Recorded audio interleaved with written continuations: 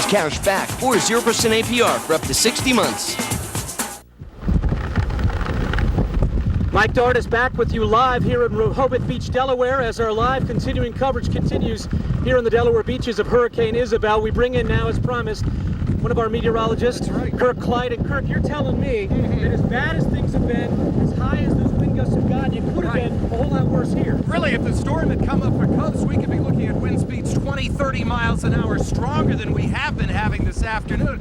But there's a big area of high pressure up to the northeast of us, and that's been nudging the storm to the west. That might not be good news for the folks in West Virginia, say in western Pennsylvania. But for us, the rain, it's not falling. It hasn't fallen for a couple of hours. Actually saw a star or two up in the sky, so by tomorrow afternoon, things could look a lot different. But it has been a wild afternoon. Let me show you a little of my adventure here along the boardwalk in Rehoboth. Without a doubt, beach erosion is definitely going to be a problem from Isabel. The winds are well up above tropical storm force. It's now just past 3:30 in the afternoon. In fact, according to my handheld anemometer, we're getting wind gusts getting up close to hurricane force. Look at that. To have hurricane force, you have to have 74 miles an hour. We are now at wind gusts of 66 miles an hour. Well, I was going to say we were lucky to have a little break in the rain as we get in between the spiral rain bands. As you can tell, that break in the rain didn't last. It's now after 5 o'clock. The winds have diminished actually a little bit, but still being pelted with the rain. And the winds now just picked up, not as strong as we showed you before, but now at 44 miles an hour, and we just felt even a stronger gust. The good news is we're catching a break in the rain here now just after 7 o'clock. The bad news is should be coming up on low tide, but as you can tell, the surf is anything but low, and it does remain very windy with the storm moving inland. Wind speed now 57 miles an hour. And I just did check here at the handy handheld anemometer, and we're looking at 44 miles an hour, which is still well above tropical storm force. And you have to remember with winds, it's logarithmic, which means if you have a 50-mile-an-hour wind, it may be only twice as strong as a 25-mile-an-hour wind, but it can do 4 times the damage. And what you've heard about already in the newscast and we're worried about is that next high tide. Tracy Humphreys is in the Weather Center with more on what's coming up as far as the tides are concerned after midnight. Tracy? Thank you, Kirk. You're right. We do have a lot of concerns, especially for the shore, once you factor in the next high tide, which is expected around 2 o'clock in the morning. Now, WB17 weather with Tracy Humphrey. Well, the rain showers did start to move in around midday today, but they will be with us overnight tonight, as well as some very high winds. We have our very own Kirk Clyatt, who is live in Rehoboth Beach, Delaware. And Kirk, I am so proud of you for braving those conditions. How is it? It has been a wild day out here. I'd hate to be out here in a true hurricane. We do have tropical storm force winds continuing. That means winds over 39 miles an hour, and they should continue throughout the evening. Imagine a hurricane as a pie. You splice it into 4 pieces, and normally the upper right quadrant from, say, 0 to 90 degrees, that's where the strongest winds are of the storm. And even though the storm has passed to the south and now eventually up to the west of us, that's generally been the quadrant that we've been closest to. So we've been getting a lot of the winds. Where does a hurricane get its energy from? From out there, the warm waters of the ocean. You've got to have at least a water temperature of 76 degrees for a storm to increase in strength and intensity. And once a storm makes landfall, as happened with Isabel midday, it's kind of like driving your car and you take your foot off the gas. You keep going, but you do slow down, and that's what's happening with the wind speeds. One good thing about the tides is we are having high tide. It's a quarter moon phase. It's not a new or a full moon phase, which would make it even worse when the high tide shows up. And what they're worried about is the boardwalk. They replaced it. It cost them over $1 million in Rehoboth in '92, and we're hoping the high tide tonight doesn't happen, make them happen to do it again. Tracy? Thank you, Kirk. Well, we are expecting a little bit more in the way of tropical moisture overnight. Take a look at the waves coming up here in New Jersey at the Jersey Shore. The storms brewing in the Atlantic are causing some rough surf, and beach erosion could be a problem. And to top it all off, Hurricane Isabel could be on her way to the East Coast. Even NASA is worried about this monster storm. It's obvious from this view taken from the International Space Station just how massive Isabel is. WB17's Kirk Clyatt joins us now to sort it all out and tell us what's in store. Kirk. Well, you're right, Jim. What we're dealing with now are the remnants of what was once Tropical Storm Henri, and it brought about 2/3 of an inch of rain to the area. High surf advisory does continue for the coast. We're getting kind of a break now. The heaviest rain back to the north and to the west of us in Schuylkill County. But the big story this week is going to be the monster storm that is a Category 5 storm. If you don't know what that means, just hang on, and I'll explain it to you with the Saffir-Simpson Index. Winds 160 miles an hour. The storm's still northeast of Puerto Rico, so there's a lot of real estate to go before it affects the United States. But unlike what happened with Fabian last week that curved out into the Atlantic, indications are this one could impact the U.S. coastal area. We're talking anywhere from, say, North Florida all the way up to possibly southern New Jersey. But that's not until next Friday at the earliest. So there's a lot of time to watch the storm, to decide where it's going to go, and of course prepare for the worst if the storm does head in our direction. Much more on what to expect in the more immediate future coming up in just a few minutes. Jim? All right, Kirk. Well, we're not the only ones getting hit with serious storms. After the break, we'll tell you how you or a friend can join Jamie for some hijinks. Kirk. Some showers are definitely possible for the Eagles kickoff tomorrow afternoon, but this coming week, the weather may even be more exciting than Eagles football. Maybe. I'll explain.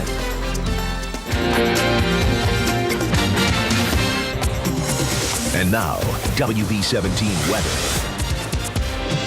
Oh, how many times this year have we dealt with it? A rainy weekend, but at least we've got a break in the action, at least a break from the rain. Let's go ahead and take you out a view of the moon just a couple of days past the full moon. Here are the way the current conditions shape up for you. It's partly clear, of course, clear enough that we can get a shot of that moon for you. Temperature 74, but look at the humidity, 94%. It is tropical out there. Dew point up over 70. That feels more like Florida than Philadelphia this time of the year, and about 2/3 of an inch of rain throughout the region. Let's take you into the weather and show you what we've been dealing with here. Just a few showers taking place now in our area, and then you get some real estate with not anything happening, and then another front across the Midwest, and you want some cool conditions. Midday it was 52 degrees in Denver. Now you think there's some clearing in the offing to the west of us, but unfortunately we're going to continue to have that onshore flow, which is going to keep the surf up and allow for some more showers. We had probably the rainiest area north of Florida today, right here in the Delaware Valley area, and unfortunately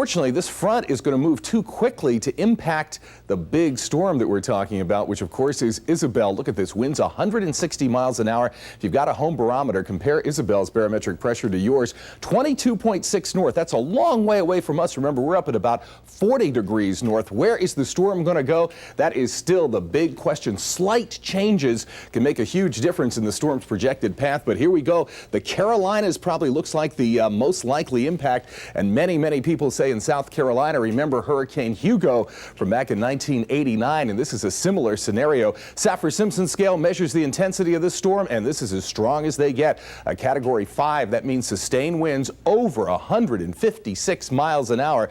For us, some fairly strong sustained winds along the coast, but at least we are getting a break from the showers. Most of the rain activity has moved up to the northwest of us for this evening, but there's still a chance we could see some more in the offing. Here's what's going to happen. This is the last remnants of Henri. We've got high pressure off Atlantic Canada. Combine that together, and that brings that easterly flow. So we stay sticky by Monday morning. Still no signs of Isabel moving in. So this front will dissipate and unfortunately probably not be able to turn the storm out to sea. We'll just have to wait and see. High tides now along the coast, so a high surf advisory does continue with those southeasterly winds all up and down the New Jersey shoreline. Mostly cloudy, humid, maybe a few more showers, but we are getting some clear skies now. Here's where your forecast shapes up for tomorrow. Warm and sticky. They're going to be sweating as the Eagles battle tomorrow afternoon. And your 5-day forecast, I hate to show it to you here, but it's my job. I got to do it for you. Look at this. Showers right through the period, but all eyes will be on the end of the week and the end of that period when we could be dealing with the hurricane situation. Watch out for some fog, too, tonight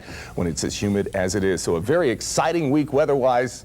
Possibly. Let's hope not, but could be. Okay, thank you. That's right. Well, the Jamie Kennedy experiment. WB17's Kirk Clyatt joins us now with a look at Isabel's path. Kirk? Well, this is indeed a very intense storm, the biggest one in the Atlantic Basin since back in 1998 when Hurricane Mitch went through the Caribbean and devastated Central America. So we're looking at winds of 155 miles an hour as of the latest advisory, 156, just one more mile per hour, and it goes back to a Category 5 storm. Notice the eye on this storm. That means very, very stable in this configuration. You've got an eye of about 50 miles across, so that is quite large. The storm now about 900 miles southeast of Cape Hatteras. And what you note about the storm is there's nothing really around it, and that is what hurricanes like. They're massive storms, but they don't like any other weather systems near it. Where is the storm going to go? That is still the big question. But at this point, it does look like, as we go each hour by hour, that the East Coast will be in jeopardy. From Georgia, say Savannah, all the way up to, you get into New Jersey, possibly New England. Now think about it. If this storm made landfall for the first time in New Jersey, when was the last time that happened, that a storm made the first contact with the continent in New Jersey? It's quite an amazing answer, and I'll have it for you coming up in just a few minutes. Jim? All right, Kirk. Well, not even a week after the Eagles break in their new nest, we're tops at the box office this weekend. Kirk? Well, the good news is you have at least 3 days to prepare for the possible arrival of Hurricane Isabel. I'll have a look back at storms of the past and a look ahead at what could happen. And now, WB17 weather. If you are lucky enough to have a house at the shore, now is the time to get prepared, just in case, with Isabel on the way. It's certainly tropical again tonight. Let's take you into the link and show you what's not happening there. Let's show you the way the numbers shape up. Let's just hope this storm isn't as big a weather disaster as the Eagles season has been so far. Look at this temperature, 75 degrees, but the humidity at 94%. That dew point is up at 73, so temperature can't fall below the dew point, so many locations should stick around 70 for tonight. Now the question, when was the last official first landfall? That means the first contact with the U.S. in New Jersey. When did that last happen? How about this? 100 years ago. Actually, 2 days from now, 100 years ago, September the 16th, 1903. Let's hope history does not repeat. Now, with some help from the Weather Service, kind of hard to find parallels to this storm, but did find one back well before they named storms. 1933, a storm that went up the Chesapeake, and as it surged up the Delaware Bay, it brought a 5 to 6 foot storm surge to Philadelphia and Wilmington right along the river. Now, here's what we've got this evening. A few showers still taking place, the remnants from what was Tropical Storm Henri. That's why it is so sticky in our area, but a lot of area with no weather to speak of, and that's actually not good news. You want to taste of fall? How about 29 degrees for a record low in Denver this morning? Now, here is what we've got right on the corner of your screen. You may be able to see it beginning to try to move in. That is the storm, still 900 miles away from Cape Hatteras. We do have one front, but unfortunately the timing is not right with this front, so it is unfortunately does not look like it's going to be steering the storm out to the Atlantic as happened with Fabian. Here are the coordinates of the storm. Winds 155 miles an hour. Where it's going to go, let's hope it takes the easterly track here and misses us, but it looks like anywhere from, say, South Carolina up through the New Jersey coast and then possibly up to New England could be in jeopardy by the time we get into Thursday and then on into Friday. Category 4 now as it gets into cooler waters, but it makes landfall probably a Category 3 storm, but that's still sustained winds over 111 miles an hour. During the day today, we did have about 4/10 of an inch of rain from that leftover tropical moisture that we've got in the region. The heaviest rain now up towards the Wilkes-Barre area in Luzerne County. Here's what I mean with the front pushing through. Watch this. The front makes its way through before the storm arrives, so it dissipates before it can turn the storm out to the Atlantic. High pressure is there, and that means the storm could go just about anywhere. We'll just have to wait and see. For tonight, just partly cloudy, slight chance of a few lingering showers, staying near 70, especially in Center City. For tomorrow, here's where we're looking like more clouds than sun, sticky with some afternoon thunderstorms. But then, as your 5-day forecast shows you, the weather gets better before we have to deal with the arrival of Isabel. Here's your 5-day forecast showing you those numbers and, of course, the problems that we've got heading towards Thursday. And even if we just get a glancing blow from this storm, Jim, you know, unlike Floyd, remember, you and I covered that back in 1999. The reservoirs were very low then from having a drought. This time the reservoirs are much higher, so flooding could be a definite possibility. It's going to be a wild weather week. That's a good point, Joe. That's right. All right, thank you. Well, you've probably heard of it, the feared freshman 15, and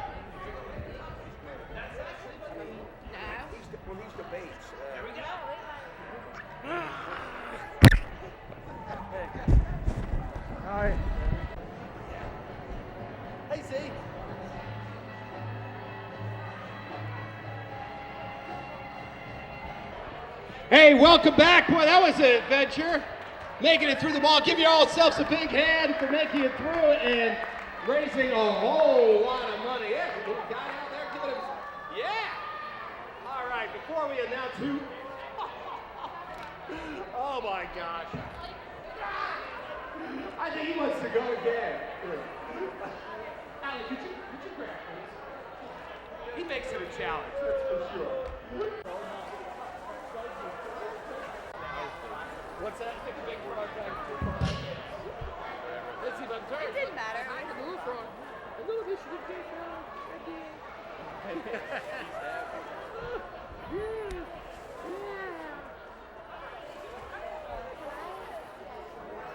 of rain, and so thankfully this rain shouldn't be too bad, but really not that bad a day to hang out with a big fish. And that's what a lot of people were doing. Let's take you to Camden this evening, and we'll hopefully show you. There he is, Finley.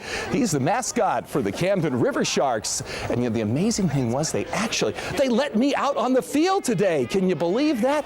Now look at this, Michigan J Frog and Finley, they've become close this summer. They've made some appearances together. I had the honor, along with my son there, Zane, they let me throw the first pitch of the ball game. Zane wanted to do it. We're going to wait for next year for him, though. And look at this. Oh! So it's great to be out there, part of our Sunday program with the River Sharks, where all kids at the end of the game get an ice cream sundae just for going to the ball game. Great time out there with the River Sharks. So a great family experience. Nice pitch, I got to say. They didn't sign me up, otherwise I'm back here. Let me get this. That is the two-seam fastball, I believe. Yeah, I was trying to do it. At least 80 miles. That was a lot better than John Kerry's throw. Yeah, but then we threw in the dirt tonight. Great How about time those in fills, huh? Yeah, well, you were good with the pitch, but not quite as good as Eric Milton today. Coming up in sports, 3 outs away from a no-no and then almost a losing game. Phillies and Cubs. For all of us here at WB17 News at 10, have a good night and a great week ahead. We'll see you tomorrow night.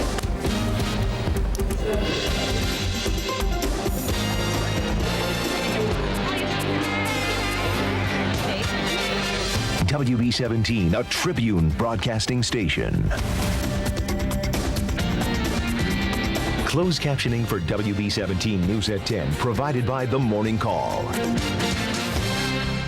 Is a beautiful day and will continue to be. Meteorologist Kirk Clyatt is outside right now. Kirk, last year I remember you were proud of showing your hand, saying no gloves. That's right. Here at Gloveless in Philadelphia 2 years in a row. Can you believe this? Of course, the parade been going on since 1901. And, you know, if Mother Nature was here, just give her a big kiss on the lips for this weather that we've got. Let's go ahead and show you the conditions in case you're just waking up here on this New Year's morning. And they look great. Normal high should be 41. Look at this. 45 degrees for the Southwest Airline Bumpers Parade. Of course, winds out of the southwest. Nice high barometric pressure and a high near 60. The record high is 62. Look at years past and you see what a great day this is. Remember 2 years ago, all the rain we had last year was great, but normally it's in the 30s and 40s, so some stellar weather to enjoy. Of course, the color guard coming right by here to get things started off. It's going to be a great day and a great parade, Steve. Maybe warmer here than it is at the Rose Bowl today. That's right. What's amazing, isn't it? It's just beautiful. It is indeed, and the flag is gently waving along Market Street, and there in the background you see the Southwest Airlines blimp. And where it's headed next. Wilma plus 2 areas of low pressure make the wettest October on record even wetter. And it is a scene of carnage and arrest for baby boomers. We'll explain. Kirk? Well, if you have any outdoor plans for tomorrow, you might as well just go ahead and toss them. I'll see if I can find some good news in your forecast when WB17 News continues. WB17 News at 10 is brought to you in part by your local Jeep dealers. Not only are we in record territory for October, but they may not catch this record for years if we keep going. Long time, considering the old precipitation record was in 1902. Let's go ahead and show you what's making it grow. The record is the rain and the wind starting to build up too. That's 18th and Chestnut. Winds already out of the northeast at 15. They'll be picking up as we go through the evening. 1/3 of an inch of rain so far, and there's more to come. Flood watch will show you where it is in effect for. And the reason is not that we're going to get all that much rain, maybe only 2 inches of rain, but it's just been so wet down the shore. Not a flood watch, but you've got your own problems. Here it comes. This is not from Wilma. This is from that first low, but Wilma is going to enhance the moisture as it continues to move up the coast. Down the shore, you've got a wind advisory. You've also got a coastal flood watch in effect. High tide coming in the early morning hours, and This is ridiculous. Normal in October to this point. October normally our driest month. We should only have 2¼ inches. The old record from 1902, and we have just taken that record and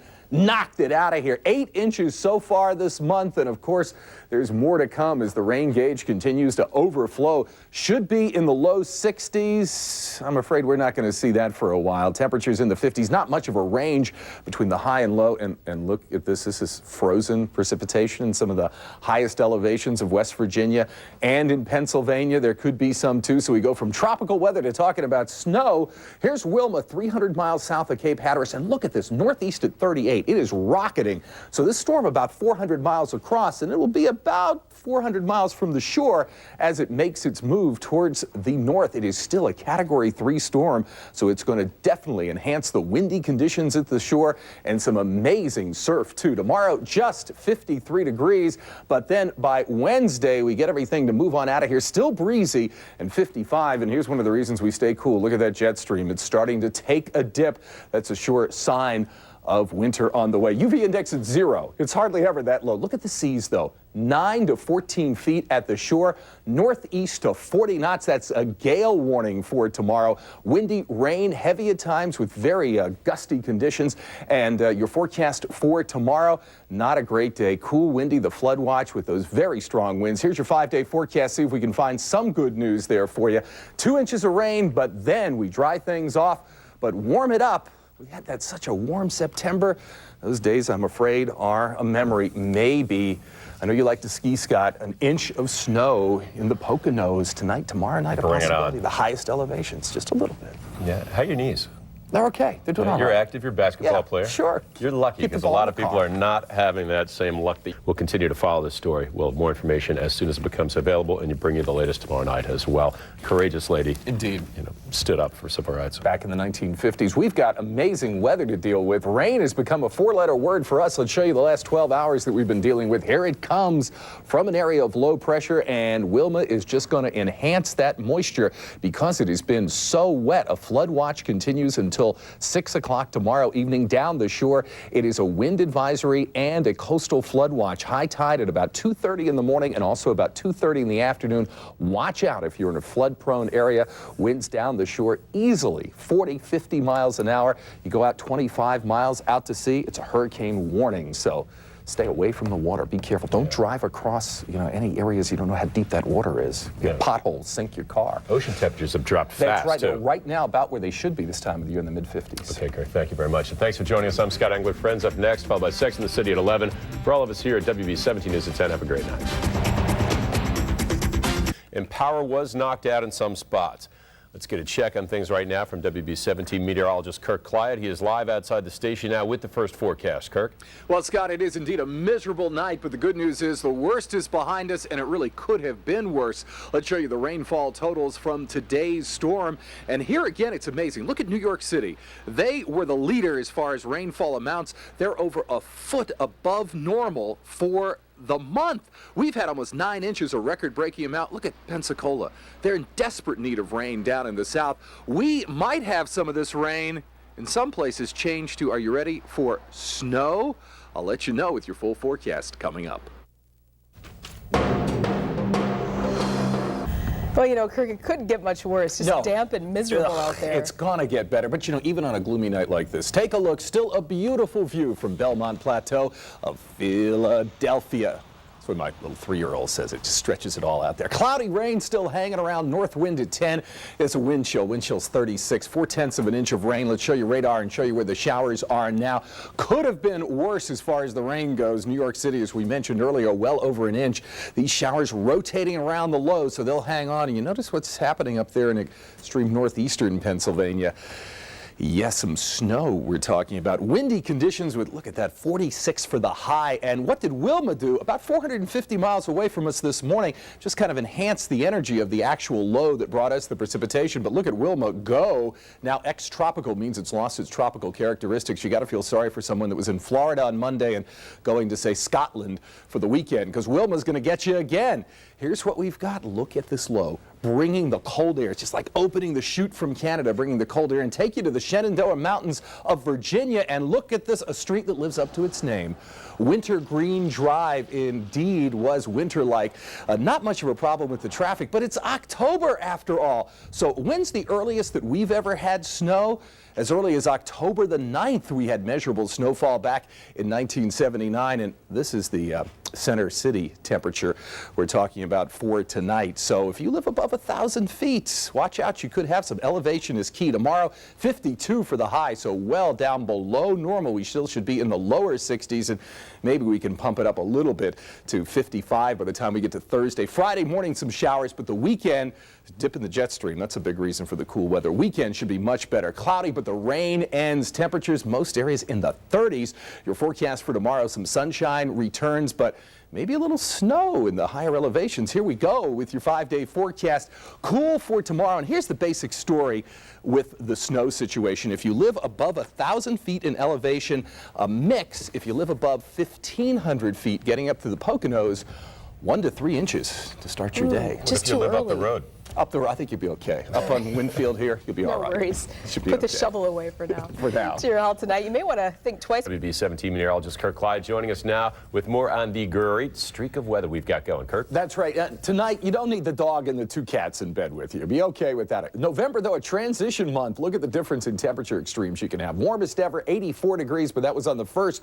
Coldest ever goes back to 1875. We've got more warm on the way, but what about that rainfall? There's a front to our west. Warm temperatures tomorrow. I'll let you know if it'll impact us and how coming up. We'll explain that one, Kirk. For this time of the year, you got it rated about an 8. Some very nice weather, but the weather causing big problems for cows. I'll show you where and have your full forecast when WB17 News continues. Ooh, rated R starts tomorrow. Well, good stuff out there, Kirk. Does it last? Yeah, a little breezy today, but we'll take these southwesterly winds as long as they're not out of the northwest or northeast. Let's take you to Temple University tonight, North Philadelphia. Lots of folks enjoying this mid-autumnal weather. 56 degrees is where we are, 56 for the humidity, and there's that southwest wind. Big range between high and low. When you have that, you generally know that you're not going to see anything here. Nothing on radar. And I know if we talked as that SEPTA strike continues, let's hope it stays that way. Now, our part of the world looking pretty nice, but usually you don't think of Australia as having some of the world's worst weather, but that's been the case. They've had northeasterly winds, which of course you get south of the equator circulation pattern switches. That's brought a strong onshore flow, and they had 106 cows killed in a thunderstorm, including one farmer who lost 72 dairy cows. So it's some rough spring weather down in Australia. What we've got, of course, is a circulation around our high, brings a southwesterly wind. Talked about it a lot in the summer. The dew point, remember, was up in the 70s when it was so sticky. Now in the 40s. We're going to have to pump this up a little bit if we're going to get any rain. Now, we do have a front to the north of us, just a few clouds here in the area, but the area of high pressure is strong enough that it's going to pretty much keep this front at bay the next couple of days. We will be watching a front now that's out in the Pacific Northwest. It'll move in and kind of enhance this first front, and that will bring us a chance of some showers, but not until the latter part of the weekend. So we're looking pretty good until then. Mild conditions overnight, should be in the low 40s. High now, normal high is 59, so we're looking good with breezy conditions again tomorrow, bringing up the warmth with about 70 degrees, and then maybe even a little warmer on Saturday before we finally get a front to move on through and knock those temperatures down as we move into the second part of the week and into the new week. So for tonight, mostly clear, not as cool with a light southwesterly wind. Breezy again tomorrow, maybe not quite as much so as today, but still temperatures up near 70 looks pretty good. There's the front, there's the showers, and there's the lower temperatures that have been moving in. Scott's been asking me, like, for 2 weeks now, what's the winter forecast? I'm going to go with the temperatures just about normal and snow maybe a little bit above normal. So that's going to be this much snow, right? About that much for the winter. Between that much and that much. Now, is that from the ground or from the desk? No, okay. Good point. No, from the ground. So about 30 inches of winter snow. One more question. How do thunderstorms kill 100 cows? Lightning strikes. There was Like just that many 100? tremendous lightning strikes. I looked at the chart all over coastal New South Wales and Australia. Over 100. That's amazing. I've never heard of that from Australia before. Incredible. Wow, amazing visual. It is. Thank you, Kirk. Well, interesting health news tonight. Brought help to Bosch. Bosch says Honey will never leave his side again. You're my baby, aren't you? So sweet. I almost didn't buy it when I first heard it. I had to read it a few times. Yeah, it's almost like, too good to be true, yeah. All right, real life Lassie. Yeah, sweet story, sweet weather, pun intended, in that sweet story, Honey. Okay. Footnote Tim Furlong. Yeah, from earlier in the show, if you were watching the entire newscast. Yeah, of course I stole that from Tim, you betcha. Now, believe it or not, we don't get rain the next couple of days. There's that front. You see it through Iowa, back through Wisconsin. We're actually going to go again below normal for the year. That's hard to believe, but it is a possibility. And why is my computer not showing you more? It's some reason the computer has decided to be stuck at this moment. But I can tell you, it looks like a nice morning for us. Not as cool. Normal low is 43, so we're going to be in the upper 40s. And I'm going to go see if I can get the computer unstuck. We'll just imagine it outside. That beautiful weather, beautiful those gorgeous sunrise leaves. for you tomorrow. We're stuck. Go. That's all We're for now. gonna go. Thanks for joining us. I'm Scatting. I'm Mary Stoker-Smith. Friends up next, followed by Sex and the City at 11. For all of us here at WB17 News at 10, have a great night. See you tomorrow. Good night. WB17, a Tribune broadcasting station. We are proud to present WB17 News at 10 with closed captioning. Stocks and bonds are moving higher. A good day. Hey, Monica, why are we watching the Business Channel? Because I was going by it the other day, and I saw that there was a stock with my initials, MEG, on it. And, well, sometimes I have to watch for 2 or 3 hours before it comes up again, but when it does, it's pretty exciting.